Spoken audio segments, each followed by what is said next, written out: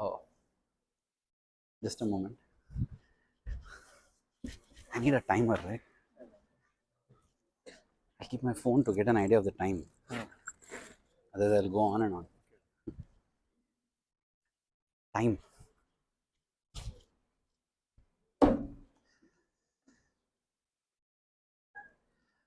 I offer my most humble pranams at the lotus feet of beloved Bhagawan, dearest Swami, respected elders, dear brothers and sisters.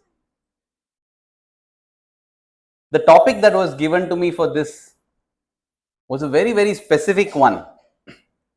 Living his message was a general theme, but under it, the topic was a flower in God's garden, a star in God's heaven. And when I received that topic, be a flower in God's garden, be a star in God's heaven, I was like, my God, what a long topic it is. What a specific topic it is. But as I began preparing for it, I could see the magic of the topic. And as always, it was overwhelming because Swami is always so perfect.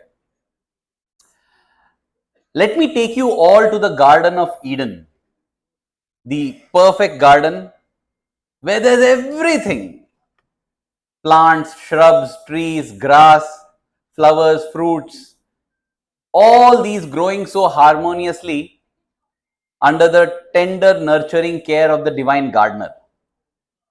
So there are the apples, yeah, and the corners. Let's keep some silence because the voice comes still here. Yeah. So the background team is very, very critical, very important for the success. So they are allowed that much. So in this garden, all seem to be happy except for one blade of grass. And that blade of grass is so important for us because its thoughts are many times the thoughts that we get. So this blade of grass was wondering, why did God make me? Why did my gardener plant me? This garden is so magnificent. Look at Rose, how beautiful she is. Look at Mango, how tasty he is. Everybody is so magnificent, so awesome, so wonderful. I'm just a blade of grass. I'm good for nothing. What is it? Why did the gardener even plant me? This is something that happens to most of us. At least I know I went through this. Because, on one hand, when we are presented with great ideals and heroes and heroines to aspire for, the negative side of it is we feel, what are we? Like, where are they? What can I do? What difference can I make to the world? So that is what this blade of grass was feeling. And it was very worried, depressed, sad. Now I'll pause that story there to take you to another story. This one is in 1978. It starts then. Denver, Colorado, United States of America. A person of Greek origin who has migrated to United States gets to know about Swami and he gets interested, studies more about Swami, and in 2 years falls in love with Swami and decides that I have to go and see Swami. This was a person whom I met in the early 2000s at Prashanthi Nilayam. His name is Mr. Dimitri from Greece, but in Denver, Colorado. He shared his experience of his first visit when he went to visit Swami in Vrindavan Whitefield in 1980. So he went there and he was like, thinking, oh God, this is my God, this is my Swami. Swami is my everything. I want Swami. And when he landed up there, he saw there were 800 such people who were wanting Swami. And he thought, oh my God, this competition is intense. Where will I get Swami? I think at that time he didn't know that in 20 years from now he'll be competing with possibly 100,000 people. Everybody wanting Swami. Swami is my ultimate. Swami is my best. But where? I am just a small insect in this crowd. So that is what it was. A few darshans passed. Every darshan, he had only one prayer in his heart. Swami, I also want to serve you, Swami. Something I want to do for you. Please give me a chance, Swami. Something I want to do, Swami. I'm actually a nobody. I am nothing. I've just come here. There are so many people. Back in 1980 itself, a lot of prominent people would come to visit Swami, and you're seeing that, especially in Bangalore, because it's a city more accessible to the bigwigs. So he's seeing all these people come and go, and he's wondering, Swami, what? Just like that blade of grass. Let's go back to that blade of grass. It's also very perfect, the timing of this story, because the gardener comes and he says, I need something special. So the blade of grass thinks, yeah, maybe an apple, maybe the rose, maybe the marigold, maybe. And then after searching for a long time, the gardener comes to the blade of grass and says, I need you, Dhruva. Dhruva is a kind of grass that is very dear to Lord Ganesha. And Ganesh Chaturthi, you offer Dhruva grass. And of all the thousands of fruits and flowers and plants in the garden, the gardener bends and plucks Dhruva and says, Dhruva, I am going to offer you to the Lord. And Dhruva is so thrilled. Wow. Now I'll pause this story and go back to Dimitri. He's sitting there and Swami completes his darshan round. Swami has gone in. Everybody gets up, dusts their mat and starts walking. Time for coffee, tea, breakfast. Many times I wonder, do we love Swami or do we just like Swami? What is the difference between love and like? When you love something, you can never have enough of it. Like is different. Like is like a gulab jamun or the tasty sweet that was kept outside. What is the name? The Malaysian halwa kind of thing. Yeah. Lovely. Superb. You eat one. Wow. You want one or two? Two. You want two or three? Three. Wow. The more the merrier. 4, 5, 6 or 7. Nah, 6 enough. 6 or 10. No, 6 enough. Why? More merrier. No, up to a certain point. After that, enough. In fact, in our Bharatiya scriptures, there is a term to denote this.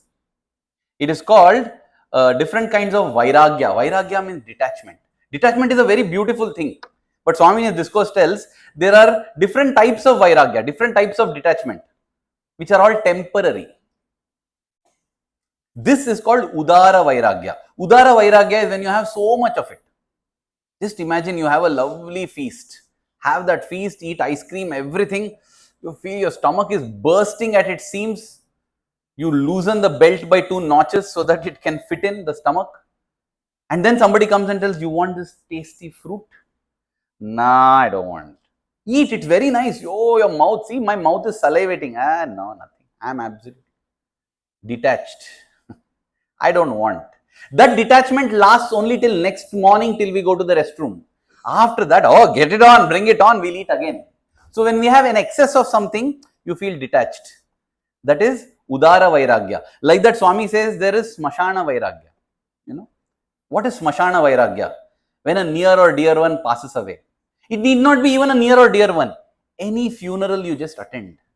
When you attend the funeral, you will suddenly, something hits you, It might be a person who is not related to you also. But just that sight of a body being buried or a body being burnt, when you just look at it, you just feel that after all the things we do in life, this is what is going to happen. That's it. In fact, Swami graphically describes it. When you burn a body, that is the tradition in Bharat. When you burn the body, the spinal cord bends. So because of that, the body rises up. That's why many times they keep wood, stones, everything on the body also, so that the body doesn't rise up. But what Swami says very philosophically is, there's a huge procession of people if we are lucky. If we are lucky, there's enough procession to come for the funeral. Otherwise, sometimes people are not there for the funeral also. And they all come and they cry, weep, and then Swami says, once they set fire, because that's the tradition, they just walk away. And Swami says, after 10 minutes, the body rises to see who is there. Nobody is there. Till now everybody said I am everything. Now nobody is there now. And then it falls back. I'll as well burn and go. But when we attend a funeral, we suddenly feel something hits us. I feel what I am fighting with my boss for promotion. What is this? Money, money, money. Who wants money? This person is depressed because a girlfriend or boyfriend didn't speak. Who cares? All this is Maya. Sai Ram. That's all. Next day we go back to work. We are again fighting for promotion. Temporary. That's all. That detachment doesn't come till we see the next death. That is Smashana Vairagya. Like that Swami says, there's another. Abhava Vairagya. The detachment that comes because of lack of something. Do you want to be the president of Malaysia? Who wants to be president? Brother, it's a crown of thorns. No need. We are just happy where we are. I can never become okay. So I'll just say who wants it. It's like the fox that said the grapes are sour. Who wants to eat that grapes? Sour grapes, it is. You can't get it. That's why you're telling it. Do you want to be the world's #1 tennis player? Brother, worldly desires. No. Who wants? Let the #1 tennis player come and tell, no, tennis is nothing. That is great. Having achieved it, you say there's nothing in that. God is everything. But without achieving it, that is Abhava Vairagya, Swami says. You can't, you don't have capacity, so you tell who wants. Then Swami says there's Prasuti Vairagya. That is something specific to the women. Swami says that when you give birth, the labor pains are so intense. Men can never understand it. Somebody said that when I had kidney stones, that's somewhere close to what women undergo during giving childbirth. And at that time, every woman says, enough, I don't want this anymore. But we have people with 2 children, 3 children, 4 children. Because that is only temporary. And finally, Swami says, the 5th category of Vairagya, detachment, Purana Vairagya. Listening to a satsang, listening to spiritual talk, that's it. Why we want anything? This is enough. It lasts only for that day. Next day it will be gone. Even me, I am giving all this gyan from here, but I will also go and forget all of this. So these are all temporary detachments that come. I don't know how I got onto the detachment topic. Let me go back to the other D, that is Dimitri. So Dimitri is sitting there and he's hoping that Swami gives him an opportunity or something, and that's it. Swami goes in and he's just sitting there. Suddenly the gates open and one person comes walking out and says, Dimitri from Greece, Dimitri from Greece. Look, my God. I'm not from Greece, I'm from Denver, I'm from USA. But it's amazing. Looks like there's some other VIP whose name is Dimitri who is from Greece. What a coincidence. But then nobody is going to this person. So he says, okay, let me try. So he says, I am Dimitri. From Greece? No, I'm actually from Denver, but I'm from Greece. You only. Swami is asking for you. Okay. Swami is saying that he needs a little help. Are you ready to do it? This guy's jaw drops down. Yeah. See, the devotees from Greece have written this letter to Swami. Swami wants Dimitri from thank you, and that person first embraces him. Says, thank God. You know, there inside, Swami told, give this to Dimitri from Greece. I asked Swami, how to find him? Swami said, he's there, you go call, he'll come. Thank God you came. Because he doesn't know who is Dimitri from Greece. And he says, so Swami wants the letter translated. Can you translate it? And he says, yes, I will do it. So Brother Dimitri told me that he sat through the night. 5-6 times he went through the letter to ensure that the translation is perfect. And he translated in all capital letters, he wrote. Big block letters. So that it's easy to read for Swami. And then next day, went there at the gate. The person comes and he says, yeah, here it is, sir. Okay. And he just looks at it and says, why you wrote everything in capital letters? Then, no, sir, so that Swami can find it easy. My handwriting may be bad, so that he can find it easy to. He said, yeah, that is nice on your part, but don't think Swami knew you are here. None of us knew that you are Dimitri. None of us knew you are from Greece. He knew that. When he knows that, doesn't he know that you have, doesn't he know what is there in the letter? It's just a chance that he gave you, be happy. This is what that gentleman told him, he said, and he just felt grateful. He said, there was a moment when I felt I'm insignificant, I'm good for nothing, and Swami gave me an opportunity. That is what happens to all of us. We are like that Dhruva grass. That Dhruva grass offered itself to the feet of the Lord. Dimitri got a chance, D for Dhruva, D for Dimitri. He also got a chance to do something for Swami. Being a flower in God's garden is about not being egoistic. And when I say egoistic, it's not just about I'm great, I'm awesome. It is also ego to say I'm insignificant, I'm good for nothing, I'm useless. No, how can I be useless? God has touched me. Self-confidence is neither pride nor is it self-deprecation. Don't put ourselves down. Self-condemnation is equally ego. Because what is ego? Ego means identifying with the body. And when I feel proud that I did it, I'm identifying with the body. When I feel ashamed and say I'm good for nothing, then also I'm identifying with the body. Often we think ego only as pride. No, self-condemnation, self-criticism, that's also ego. In fact, in the scriptures or something, there is, I don't know where it comes, but there is this mantra, which, not mantra, it's like a shloka. They just say, Papoham, Papakarmaham, Papakarmana, meaning I'm a sinner, I have done sins, forgive my sins. And this used to be chanted even in the bhajan hall. The priest who does so many pujas, this also comes. One day Swami came and told, stop what you're telling. Don't tell that. Don't tell Papoham, Papakarmaham. Don't say I am a sinner, I do sinful deeds. Swami changed it. Swami said, say Praptoham, Prapta Karmaham. Praptoham means I am divinely blessed. All my actions are divinely blessed. Because dear brothers and sisters, whether we believe it or not, we are divine. There was once a person who said, I don't believe gravity. Gravity is nonsense. No, scientists have proved. Scientists are like, I don't believe them. Oh, but everybody tried their best. Emotionally, logically, scientifically, nothing. I don't believe in gravity. Then somebody said, kindly step off the building. Gravity does not wait to see whether you believe it or not. Gravity will not say, hey, this guy doesn't believe, so you fly. You believe in me, so you can. No, you just step off, you're going to crash. Brother, sister, it doesn't depend on your belief. Same way when Swami tells we are divine, whether we believe it or not, that is the truth. And that is why we have to be so careful about our thoughts. Please don't have self-defeating thoughts, because it is God cursing God. That's why it is said, Yad bhavam tad bhavati. God you think, God you are, dust you think, dust you are. Because that is what it is. Our thoughts are so powerful. So never feel that I am insignificant, what I can do. No. Remember, Swami would say, a monkey became the greatest. Because, why? Hanuman yearned for Rama, that's it. Hanuman is a part of Rama. Even if we look at our epics, the way they are written, so metaphorical they are.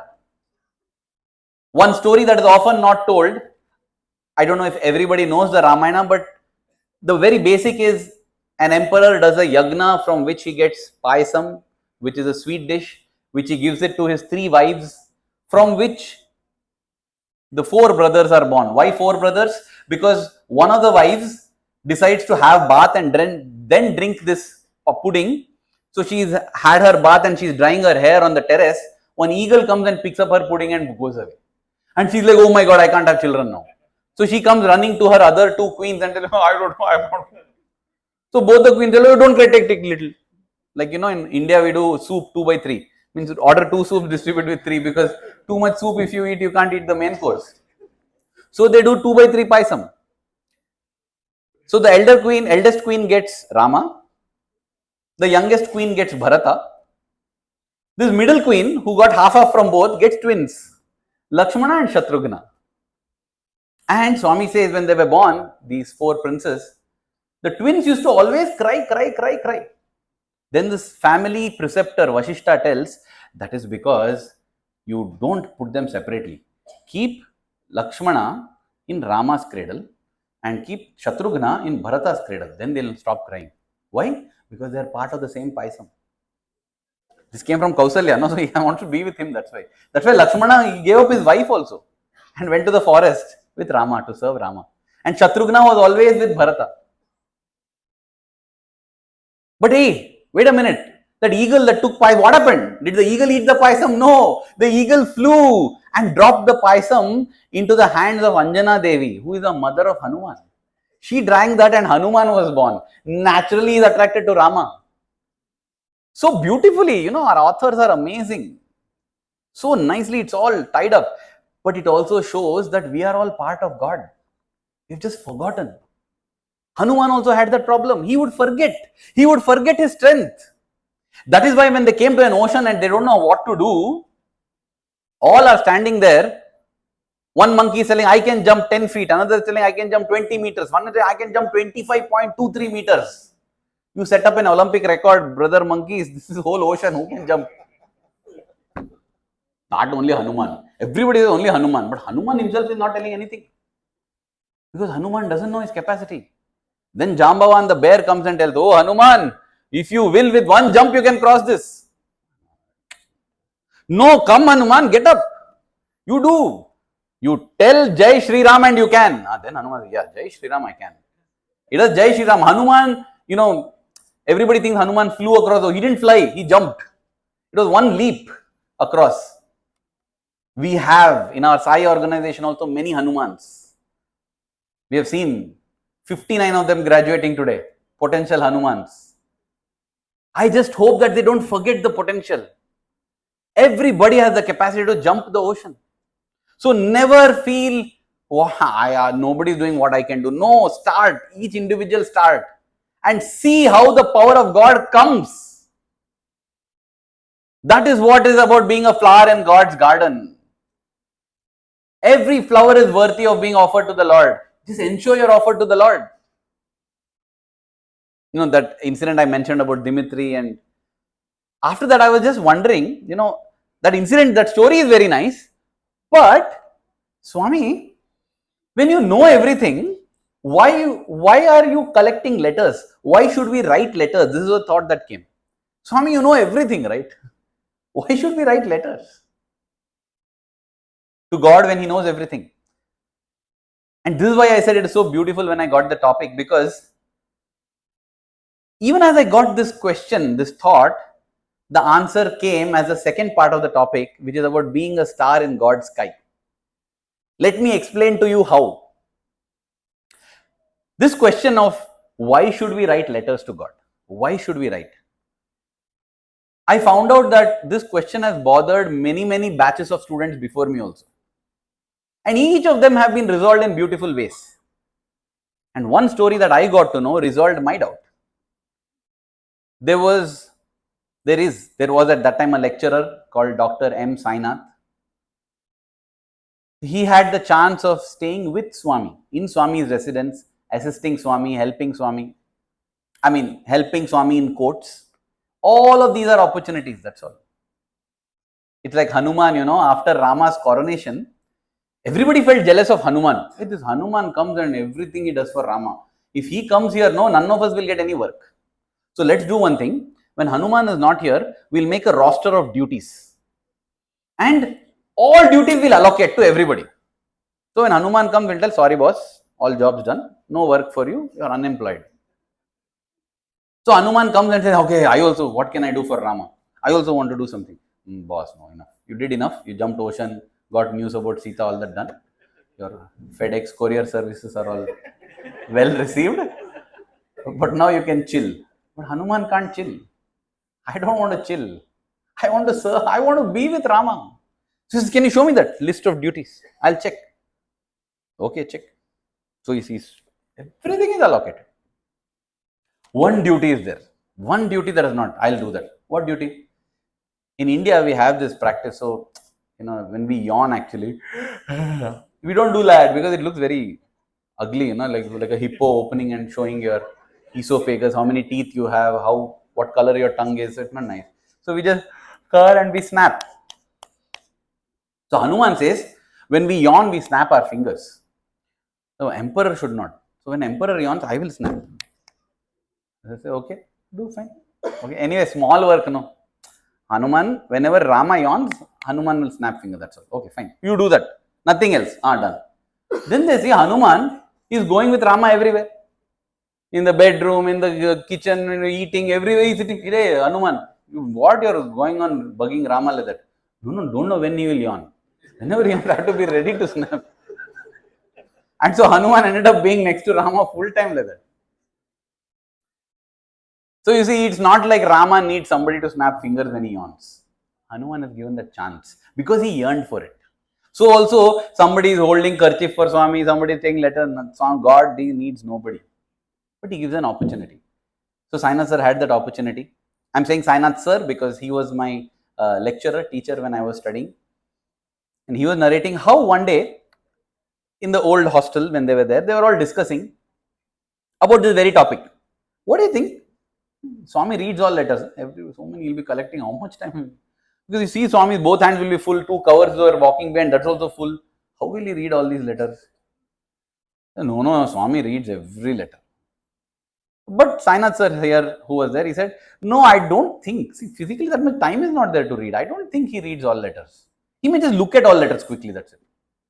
No, it went on. Finally, they said, okay, let's see. And next day, Swami was giving Pad Namaskar to some of the Sevadal who had finished their duty. He was blessing them, Vibhuti packets. So Sainath sir was one among them who got the opportunity to distribute Vibhuti packets to all of them.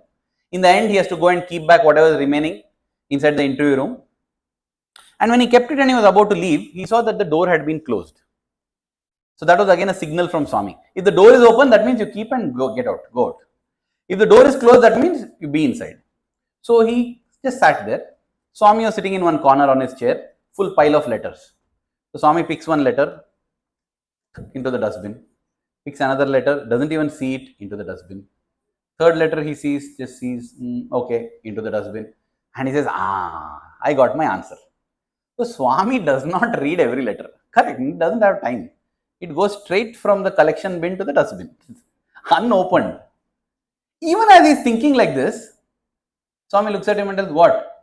It's amazing. This would happen with Swami many times. Like, you'll be thinking something and you think nobody, like outside, will keep very peaceful face. So many times it has happened. There was one brother, Indreshwar, he has narrated it. Somebody, he comes from a royal family and there was an accountant who was cheating their family and swindled so much money. He got to know that. So he was sitting there in Mandir and just now he has received the news of how much money has been swindled. And Swami has come, so he's sitting there. But in his mind, he's like, oh, this accountant and run away also. So he just doesn't know what to do. So he's imagining that accountant's face and he's smashing him inside in his mind. He's just thinking that. Outside is calm, in meditation. Like that. Suddenly, interview room door opens and Swami comes walking out. Says, Gopal, what are you doing? Swami, what? Everybody is wondering, no, he's Papam Swami, nothing. Angel, Swami just sitting there and meditating. Come in, Swami tells. When he goes in, Swami tells him, you will kill him, don't do that. Kill whom, Swami? Him only, why are you punching him so much? Oh my God. This is Swami. No, Swami said. Swami said, no. When you do that, it is as good as killing somebody. And he said, Swami, do you know what he did? I know. If I know that you're sitting and punching him, then don't you think I don't know what he did? No, this Swami didn't tell, I'm just telling. So, Swami says, let go. How, Swami? And says, close your eyes. He closed his eyes. And then Swami says, what do you see? In his mind's eye, he sees that he is on top of a mountain. There's an ocean there. And it's a very peaceful scene. Automatically, there's a scene that comes. He says, Swami, I'm in this mountain top. Who is there? And he sees that that accountant is there. And Swami says, what do you feel like doing? Go do whatever you want. He just rushes and punches him. And this guy is going to fall now, down all jagged rock, that's it, straight, down to up directly. He'll get interview with God straight away.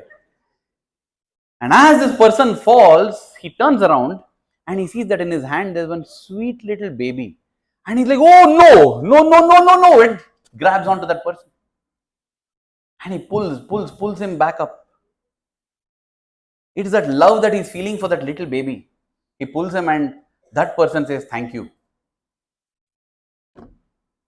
And he takes him and Swami breaks him out of that reverie. And Swami says, what are you feeling towards him? Yes, Swami, nothing. Swami says, your karma with him is now cleared. Don't propagate the karma like that. Any time you have negative karma with anybody, just picture them and let love flow. Then that karma with that person is finished forever. Don't prolong. This is what Swami said. I mean, I brought this to say that every thought that goes on, Swami says, and many times it happens, you think something, Swami turns and talks to you about that. So Sai Nath sir is here thinking, I was correct only. Swami doesn't read letter. This he's thinking, but in his mind he's just calmly looking at Swami with a smile. Swami looks and what? What, Swami? Nothing. When he says it's nothing, Swami says, that is Guru Droha. Guru Droha means cheating your Guru. Swami, what? Like, Swami, you're using big words on what I did. Like, what Guru Droha? Swami said, when you're having doubt, you're telling no doubt. That is Droha. Don't tell lies. Swami, actually, I know. Pick one letter, Swami said. You know, these magicians do, right? Card, pick a card. Show it to the audience, don't show me. That magician does. He wants all the audience because he wants applause from the audience. Swami does his miracles simply like that because he's not doing it for applause. He's doing it for a cause. God does everything for a cause, man does everything for applause. That's the thing. That's why when applause doesn't come, man stops doing. But God never stops. So he picks up a letter, Swami says, open it. He says, Swami, it's for you. Open it. He opens it. What is Chattopadhyay saying? His son is doing well now. He's very grateful to Swami. He had got cancer, so he came last year. Swami gave vibhuti. Now he's recovering fast. It's like, it couldn't have been a better summary. Reading all of this. And he says, then he goes to Swami and he says, Swami, why should we write letters to you, Swami? Why should we write? You don't need us to write letters. I never need you to write letters. You needed to write letters. We write letters to Swami because we need it, not because Swami needs it. When you write a letter, Swami said, when you write a letter, you are having a thought. That thought is translating itself into words. And those words are translating themselves into a deed when you are writing. There is harmony and unity of thought, word and deed. Manas ekam, vachas ekam, karman ekam, mahatmanam, Swami says. A person who has harmony and unity and purity of thought, word and deed. Trikarna Shuddhi. Important to translate it into English as unity and purity of thought, word and deed. Because you know, before it used to be translated as unity of thought, word and deed. What you think, you speak and you do become great. So somebody said, if I think of killing, speak of killing and go and kill, will I become great? No. Shuddhi means purity also. Pure thoughts. You think, and Swami says, manas anyat, vachas anyat, karman anyat, duratmanam. If your thought is something, word is something else, deed is something else, you are a duratma, bad soul, bad being. Letter writing is one sadhana where you are able to achieve easily harmony and unity of thought, word and deed. That's why even to this day, when I really feel desperate, I write a letter to Swami. I write, dear Swami. You know what? This is amazing. Just try it out. Any trouble, any problem, no? Start writing it to Swami. Even as you're writing, you start seeing the perspective. Dear Swami, this person is bad mouthing me. And you can already imagine Swami telling, so Bangar, I know who you are. Yeah, Swami, not worth writing this. What? Let him talk. Swami would say, people will speak. In fact, in one discourse, Swami said, how to deal with criticism. He said, there are some people who call me Buttatala Sai Baba. Buttatala means basket-headed Sai Baba. And Swami said, I don't get upset. Because that is true. Yeah, my head is like basket. So what is it? Fine. Okay, fine, Swami. What you are, if people are telling, you don't get upset. Then Swami says, some people tell me Buttatala Sai Baba, meaning bald-headed Sai Baba. And Swami said, I don't get upset because it's not true. Yeah, you tell what you want, it's not true. If somebody calls me a terrorist, I won't feel bad because it's not true. So very simple. Somebody criticizes, is it true? Yes, correct yourself. If it is false, don't. Either way, don't get upset. So, when we write a letter, when we are doing this to Swami, automatically, no, so much clarity comes. You see how minuscule that thing is. It's a beautiful sadhana. You start writing and you scratch, but in your heart, with all intensity, know that Swami is reading it. That, because again, it's just, there's nobody who is being cheated. We ourselves will cheat ourselves if we don't do it sincerely. But when you do it sincerely, automatically what needs to be written, and suddenly you get such clarity. So the letter, was it for Swami? No. It is for my benefit. I'm writing a letter. Just like I'm not doing bhajan for Swami. Swami has got nothing. He's got enough bhajans anywhere. It used to happen, sometimes in Prashant Nilayam, suddenly one bhajan will be terrible. Somebody will sing out of, out of tune, out of shruti. Terrible it will be. Sometimes Swami would jar like this, but other times Swami will simply sit in trance. And I used to think Swami has gone for some bhajan session in Japan maybe, or Malaysia. How beautiful it was today morning bhajan. Beautiful. I got tears in my eyes. What a lovely bhajan session. It brings Swami here. Really. Not that Swami is not here. But we need it. We need all of that to feel his presence, and that bhajan brings here. So, when we sing bhajan also, we may think, God is Bhava Priya.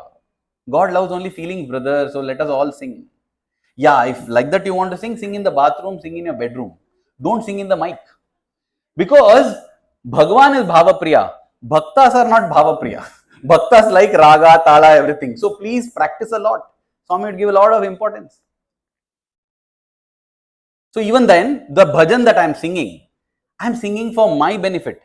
I am not singing it for God.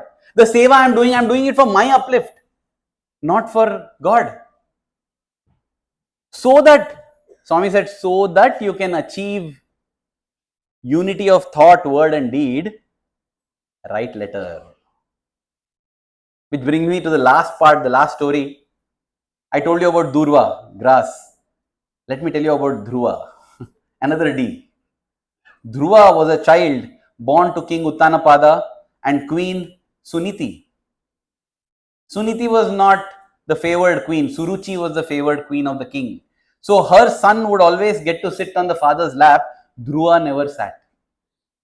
And he wanted to sit on his father's lap. The stepmother comes and tells, get off. Only my son can sit. But mom, I also want to sit on my father's lap. Then go and ask Narayana to be born as my son. Then you can sit. Then he goes to his mother and says, mother, is it true that if I'm born as her son, I can? He says, yeah. So then I'll go and ask mom, I want to sit on my father's lap. Yeah. The mother also, though she is helpless, she tells the son, that's amazing. As long as it's on the path of God, go ahead. Wonderful. Blessing to have such mothers. I'm grateful to Swami for my mother also. My mother, oh my God, crazy. Every time, be with Swami, be with Swami, be with Swami. Summer vacation would come. Swami goes to Brindavan. We are free now. I want to go home. Why I want to go home? I can play my video games. I can meet my friends. Okay. So, my mother, I call up and tell mom, vacation started. She will tell, beta, stay with Swami.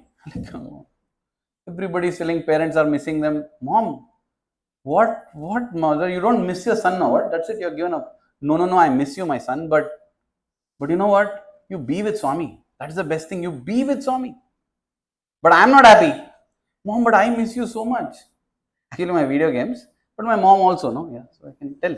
I'm not telling a lie anyway. I'm missing my mom also. Mom, but I miss you so much. But you won't get this chance to be with God. Aravind, we have taken so many births. You have had so many mothers. God, you have got this time. Don't give up. But I would be like, I want to go and play. And I would tell my mom that, Mom, I want to go, mom. What kind you are? I'm telling I'm missing you. You don't. What sort of a mother you are? And then my mom does a terrible thing. She books a ticket and comes and stays with me in Bangalore and says, you have darshan. Right? Mom, my video game is in Bombay. You landed up here. Dhruva's mother tells you go. Pursue Narayana. So Dhruva goes. Where? Yeah, go. Seek him. Don't give up till you find him. How to find him? He will find you. What I should do? Seek him. Where do I seek him? Anywhere. These are the answers that the child Dhruva gets. 6-year-old, he starts walking. How? But that's what it is. All we need is that yearning. All we need is that guidance. Go on. Don't give up. Narada comes, sage Narada, and tells him, hey, I'll teach you mantra. What you're doing alone in the forest? I want Narayana. Oh God.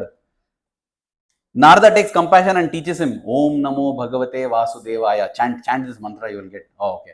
He starts chanting. Dhruva does such penance that Lord comes, Vishnu comes. And it is said, when Vishnu comes there, he stands. See, I get goosebumps when Vishnu stands in all his glory. Dhruva is just dumbstruck. Om Sahasra Shirsha Purushaha Sahasraksha Sahasrapad Sabhumim Vishwato Vritva Atyatishta Dashangulam. He starts chanting the Purusha Suktam. It is said in the Bhagavata Purana, it is documented. He chants the Purusha Suktam. Imagine 6-year-old boy. That is why Vedas are not something that you read. They are vibrations. That vibration, it just emanates from him. And Vishnu says, child, what do you want? And what does Dhruva say? Why he came? So that he can be born to Suruchi, so that he can sit on Uttanapada's lap. But what does Dhruva say? Dhruva says, Lord, I want nothing. I want you.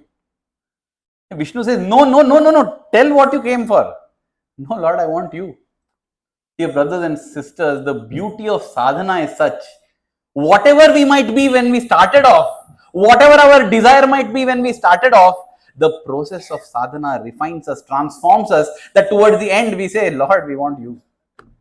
I know I started off for something else, but I don't want that. But Vishnu says, no, Dhruva. You have thought about it. You have also done action for it. Speak it out also, so that you become a Mahatma. Have unity in thought, word and deed. I will give you myself, but I want you to rule that kingdom for 36,000 years. So ask. And Dhruva says, yes, Lord, I came so that I get a chance to sit on my father's lap. You will go, you will be received by a father, you will be made the next king, and you will rule for 36,000 years. That is what the Puranas say. And after that, you will be the most special star in my heaven. That is what is called Dhruva Tara, Dhruva Nakshatra, or the pole star, which everybody sees. It's always in the north. It has been used by navigators, by people who go in the sea, everybody as a guiding, the pole star, Dhruva Nakshatra. That is the story of the pole star, Dhruva. A star that guides everyone. When I think of being a flower in God's garden, being a star in God's heaven, the only common thing I see between both these is that yearning for God. That is what is most important. It doesn't matter how many times I went to Puttaparthi. It doesn't matter whether I saw Swami or not. Honestly, it doesn't matter. And this is not me telling. Swami said that. I'll conclude with this one episode which happened in Kodaikanal in 2005 or 6. Swami had a fall, and Swami would take support from somebody to walk. And every day, everybody is seeing who gets this chance.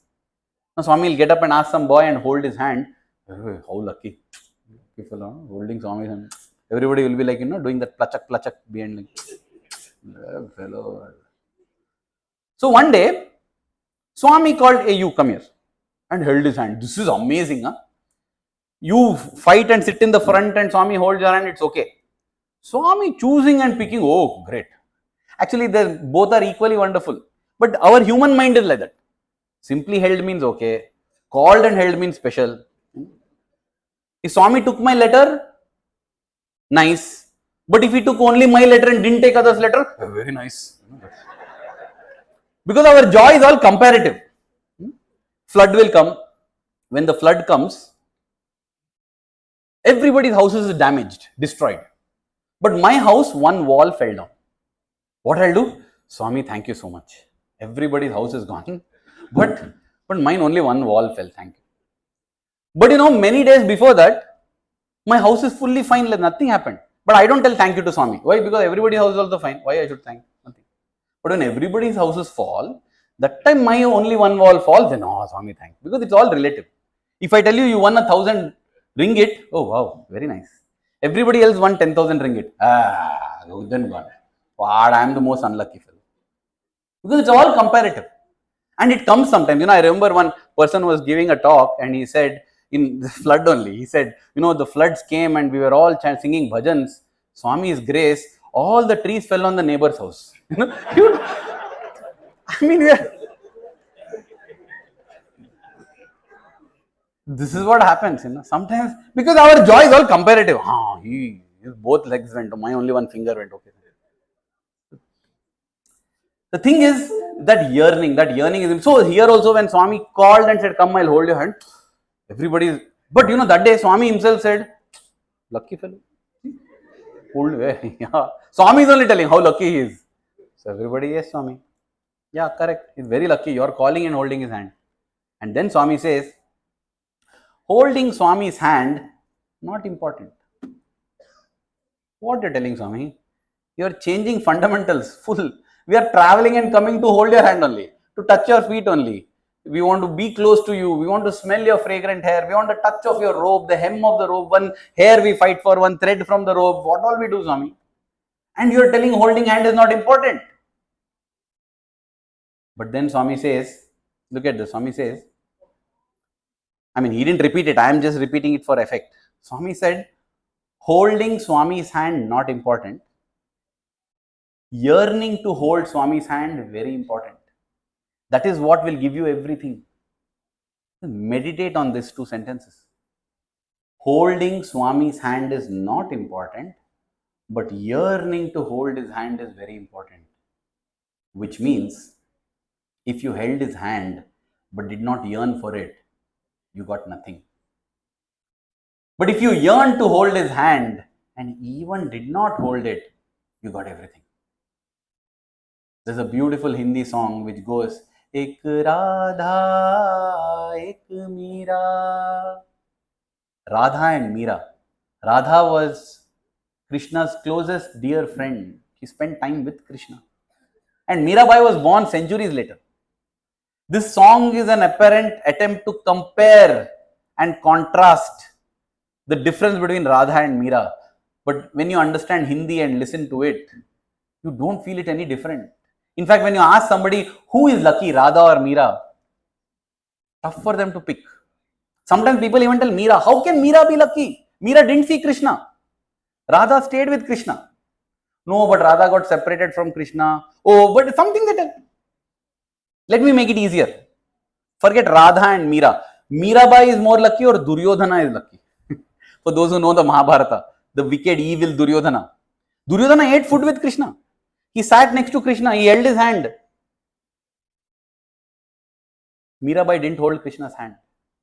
But in Trai Brindavan, Swami's residence in Bangalore, when during a Trai session, Swami would remember Meerabai, There is one song, Darshan dijo aap pyare, Darshan dijo aap. Meerabai's song. In that one line comes, Meera dasi janam janam ki. Meera is your servant for births and births. And when that boy is singing, Swami is sitting there and shedding tears. And I was thinking how blessed Meerabai is. And Swami would say, Meera, no, she banged her head like this, forehead, at the threshold of Krishna's temple, saying, Krishna, if I don't see you, what is the use of my head being intact? Let it shatter. And Krishna appeared there for her to see. That yearning of Meerabai was so intense that she got what Radha got. And because there was no yearning, though Duryodhana sat with Krishna, who held his hand, the Yadavas, they were Krishna's family only. They prided themselves, we are Krishna's family. But what did they do in the end? I'm sorry for so many Mahabharata references, but in the end, the Yadavas pulled out rods and hammered each other and killed everybody, killed each other. That is how history records. This is supposed to be God's family. It's not important to hold his hand, touch his feet, but it is important to yearn. That is what I feel we should do. That is what that Dhruva blade of grass did. That is what Dimitri did. That is what Dhruva did. Yearn. Get up in the morning. Swami, many people tell, brother, we are not able to feel the connect, but what to do? I also don't know what to do. There are days when I feel so dry. Then I go to Swami only and tell Swami, I'm not feeling you, Swami. I've not seen you in my dream. Swami, please. See, when I have a medical problem, I pray to Swami. When I have some financial issue, I talk to Swami. I write about it, I complain. Then when this is a problem beginner, why don't I tell Swami? Go and tell Swami. Swami, I want to love you, Swami. I want to love you till my heart bursts. Every moment my love for you should grow, Swami. I'm not feeling the connect. Please, Swami, please, please, please. See the way he responds. Because he is waiting. He is waiting for those who are hungering for his love. Because whether we believe it or not, he is also hungering. Isn't that what Swami says? In the beginning, there was no one to know who I was. And I separated myself from myself to love myself. God felt very bored, very dry. He wanted to love. That is why he separated himself. The whole creation is about God separating himself to experience love. And we loving God to experience oneness. This is the cycle of creation. God separates himself so that he can experience love, and we love intensely so that we can experience oneness. And the cycle goes on and on and on. That is all there is to be done in this life. That is the truth to be discovered. Dear Swami, every moment of our life, the love that we have for you, let it keep growing stronger and stronger. May we be fragrant flowers in your garden, shining stars in your heaven. Thank you. Jai Sai Ram.